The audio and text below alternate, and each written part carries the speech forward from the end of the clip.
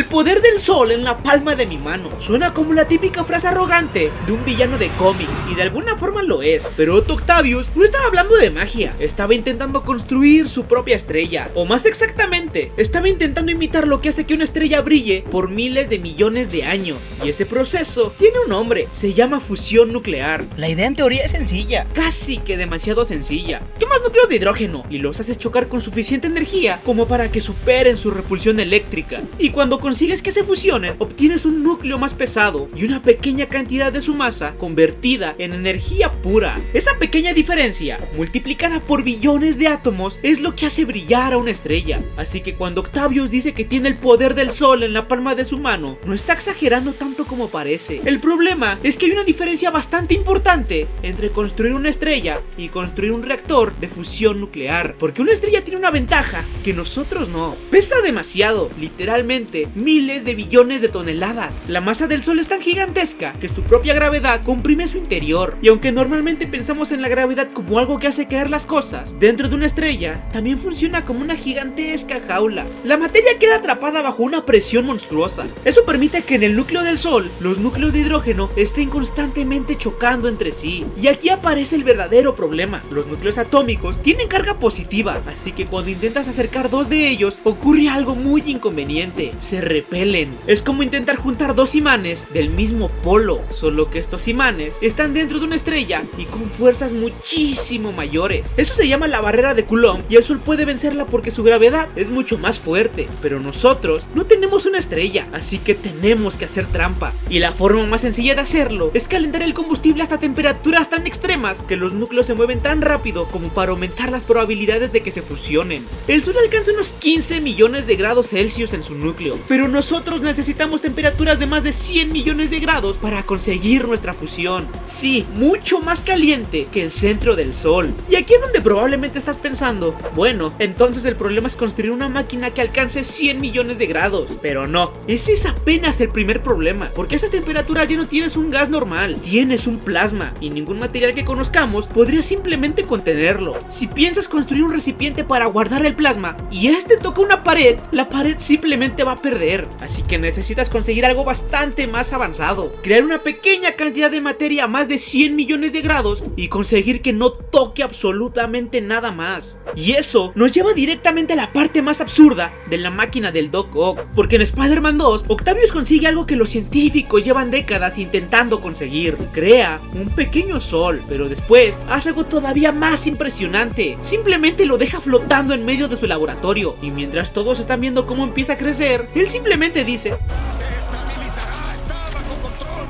Y ese es exactamente el problema. porque aunque consiguiéramos crear un plasma capaz de producir fusión, no podríamos simplemente dejarlo ahí. Tenemos que encontrar una forma de mantenerlo suspendido, caliente y aislado de todo lo que lo rodea. Y sorprendentemente, la humanidad ya encontró la forma de hacerlo. Y no es con brazos mecánicos como el Dr. Octopus, ni con un reactor en forma de una esfera gigante que imite al sol. Tenemos algo mucho más raro: una dona gigante llena de imanes. Esa dona tiene un nombre, se llama Tokamak, y ya hablamos de ella en otro video. Pero aunque parece una máquina diseñada por alguien que descubrió la ciencia ficción antes que la física, su funcionamiento tiene bastante sentido. Primero necesitas una cámara donde prácticamente no haya aire, porque si estás intentando mantener plasma a más de 100 millones de grados, no quieres que esté chocando constantemente contra moléculas de oxígeno, nitrógeno o cualquier otra cosa. Por eso los reactores de fusión usan cámaras de ultra alto vacío. Pero incluso con el vacío perfecto aparece el siguiente problema, porque aún así estás intentando que el plasma nunca toque las paredes. Así que no lo sostienes con una pared, lo sostienes con campos magnéticos. El plasma está compuesto por partículas cargadas eléctricamente, así que los campos pueden modificar su trayectoria. En un tokamak, enormes electroimanes crean una especie de jaula alrededor del plasma. No es una jaula que puedas ver, es más parecido a construir una carretera magnética en la que intentas obligar a las partículas a moverse en círculos. Y aquí aparece una de las diferencias más importantes entre la máquina del Doc Ock y un reactor real. La máquina de Octavius necesita que el plasma esté quieto, y un tokamak necesita que esté moviéndose. El plasma gira alrededor de la cámara, mientras los campos magnéticos intentan mantenerlo encerrado. Y eso es importante porque el plasma no se comporta como una pequeña bola de fuego, es extremadamente inestable, y cuando se sale de control, no ocurre lo que en la película. De hecho, obtienes algo mucho más frustrante: el reactor deja de funcionar, y esa es una de las grandes ironías de la fusión, porque las películas nos dijeron que si un reactor de fusión se sale de control, sería muy peligroso, como tener una bomba frente a nosotros, y en la vida real, llevamos décadas intentando conseguir exactamente lo contrario, simplemente mantenerlo encendido, porque el plasma de fusión no quiere estar ahí, quiere enfriarse y escapar.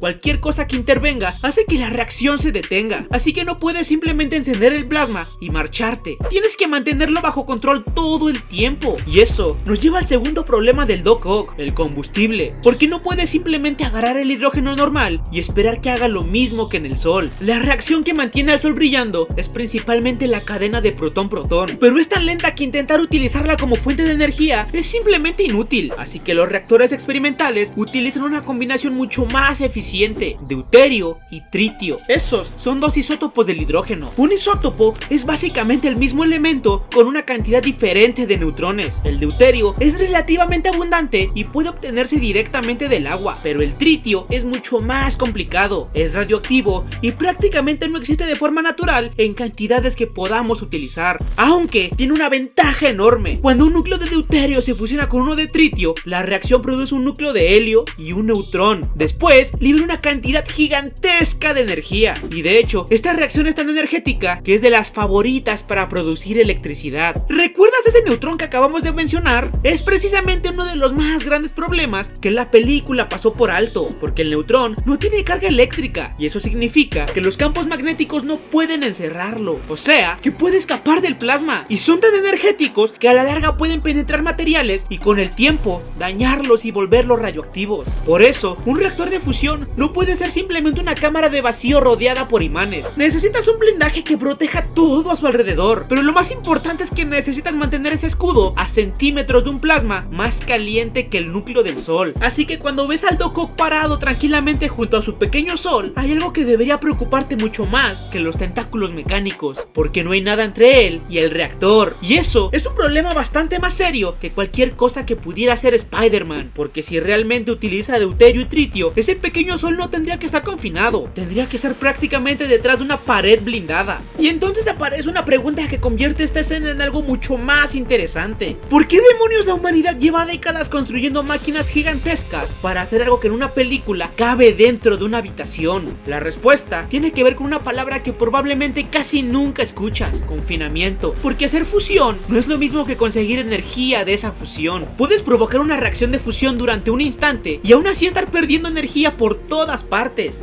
El verdadero problema es conseguir que el plasma produzca suficiente energía como para mantener las condiciones necesarias para que la reacción continúe. Y aquí entra una de las métricas más importantes de todo esto: el factor Q. Básicamente es el estándar que te dice si tu fusión es útil o solo una pérdida enorme de energía. Si tienes un Q de 1, estás produciendo tanta potencia como la que te cuesta mantener la fusión. Si es abajo de 1, básicamente solo estás perdiendo energía. Y si tienes un Q de 10, produces 10 veces más potencia que la que te cuesta mantener la fusión. Pero eso no significa que una central de fusión no esté generando 10 veces más electricidad de la que consume. Los experimentos pueden conseguir ganancias enormes dentro del plasma y aún así estar gastando mucha más energía por fuera, porque si cuentas todos los sistemas necesarios para mantenerlo funcionando, la suma se vuelve enorme. Y eso explica fácilmente por qué todavía no tenemos reactores de fusión comerciales que alimenten nuestras casas. No basta con hacer que la fusión ocurra, tenemos que conseguir que ocurra de forma sostenida, controlada y económicamente viable. Y para eso construimos máquinas cada vez más avanzadas. Una de ellas es el ITER de Francia, un proyecto internacional diseñado para demostrar que un plasma de deuterio y tritio puede producir unos 500 megawatts de potencia utilizando solo 50 megawatts para lograrlo. Eso ya es un Q de 10, pero hay una pequeña trampa. ITER no está diseñado para vender electricidad, no es una central eléctrica, es un experimento gigantesco para demostrar que podemos mantener el plasma de fusión en condiciones que en el futuro serán la base de nuestra placa planta eléctrica. Y mientras tanto, otros reactores están intentando resolver problemas completamente diferentes.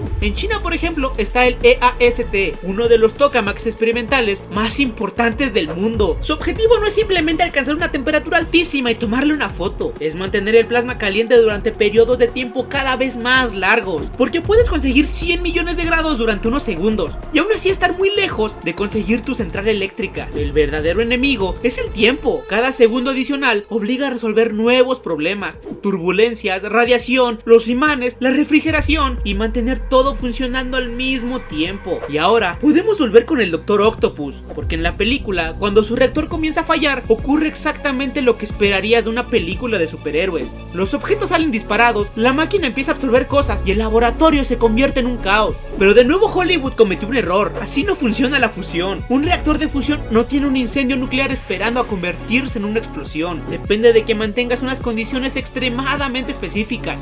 Y si alguna de ellas falla, no tienes que apagar un sol gigante. Tienes que evitar que el plasma se apague antes de que hayas conseguido suficiente energía. Así que no sería necesario tener a Spider-Man para que detenga el reactor. En la vida real sería algo más parecido a: se perdió el confinamiento y ahora pues no hay fusión y fin. No necesitas lanzar el reactor al río, ni tampoco que 4 tentáculos robóticos intenten estrangularlo, porque el combustible necesario para mantener el plasma funcionando es diminuto. Y eso es la diferencia más grande con los reactores de fisión. En la fisión, una reacción en cadena puede mantener el proceso mientras exista suficiente material. En la fusión, no existe ese mecanismo de reacción en cadena. Por eso un accidente de fusión no puede convertirse en un Chernobyl. Puede haber enormes daños en el laboratorio, pero no puedes tener una reacción de fusión que simplemente se descontrole y continúe creciendo por sí sola. Y eso es lo más irónico de todo. Durante décadas, la fusión se ha visto como una tecnología peligrosísima porque estamos intentando crear el sol en la Tierra. Pero el problema real nunca fue crear el sol. El problema fue conseguir que ese sol no se apagara. Y después de más de 70 años, seguimos intentando resolverlo. Pero todavía nos falta una última cosa, porque incluso si conseguimos mantener la fusión funcionando, queda una pregunta más importante. Al menos podemos convertirla en una fuente de electricidad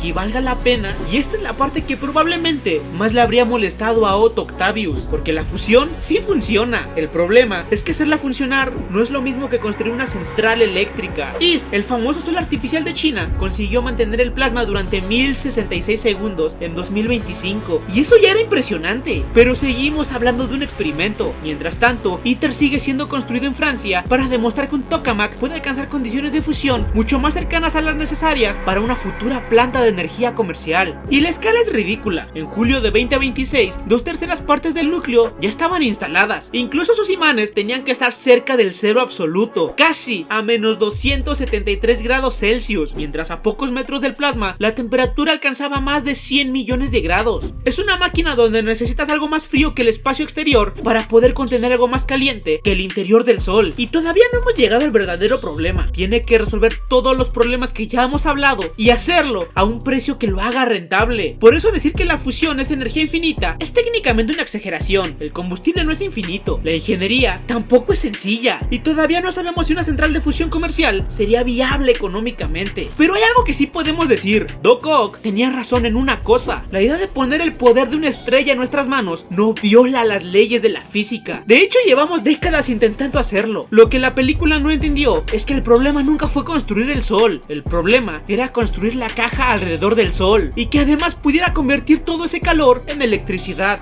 Así que cuando vuelvas a ver Spider-Man 2 y escuches el poder del sol en la palma de mi mano, recuerda que la parte más absurda de toda esa escena no es esa, es pensar que el sol simplemente se quedaría ahí flotando. Porque nosotros ya estamos intentando hacer exactamente lo mismo, solo que en lugar de 4 brazos mecánicos, tenemos a miles de científicos trabajando en una dona de miles de toneladas. Y todavía no hemos terminado, pero cada vez estamos más cerca. Así que suscríbete, porque el día que finalmente consigamos hacerlo, seré el primero en decirte si el sueño del Doc Ock se hizo realidad.